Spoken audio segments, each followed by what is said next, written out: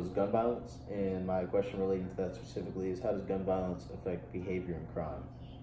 So my thesis statement is, although gun ownership does not lead to increased crime rates, it has an overall negative effect because they lead to increased testosterone in men, they cause immense psychological trauma, and they reduce the quality of life for those afflicted. So my initial thoughts on gun violence are that, well, first of all, guns have an overall negative effect on people. They harm, they kill, they abuse, they do nothing good, and I created my research question to analyze that effect that they have on people.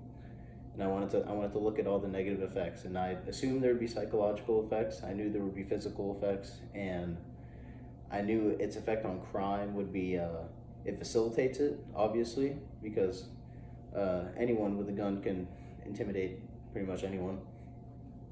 But since I wanted to look at the emotional trauma mainly, I chose to do behavior. And the behavior aspect is it causes things like PTSD in soldiers, and it just creates stressful situations that people have a hard time getting past. So one thing I found in my research was that the handling of guns actually leads to increased testosterone in men. And testosterone is a hormone that creates aggressiveness and somewhat inhibits logical thinking.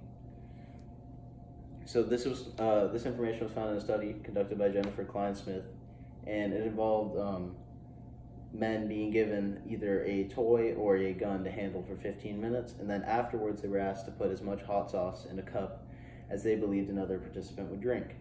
The men who handled the gun used more hot sauce than those who did not, therefore proving that there's an increase in testosterone.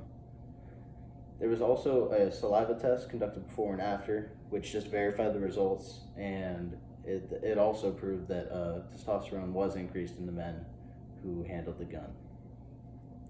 So this relates to the real world in that so increased aggressiveness, instead of hot sauce, it could be like harming someone or going out and killing someone using a gun, and that is the basis of gun violence. It's just aggressiveness due to not thinking, basically.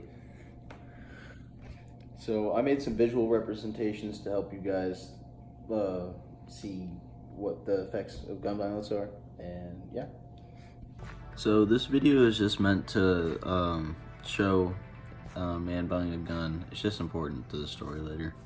But the research that I did relating to buying a gun is that it's really easy for domestic abusers to buy a gun, and there aren't too many checks on who can and who can't buy one unless you're on a watch list or something.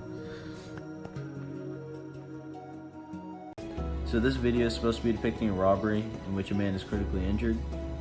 So in my research I found, well, guns do leave physical damage, they also leave psychological damage. And guns are widely used in domestic abuse cases, and even without the use of a weapon, the mere presence of one can cause emotional trauma for the person being abused. Often a woman, but sometimes it can be a man as well.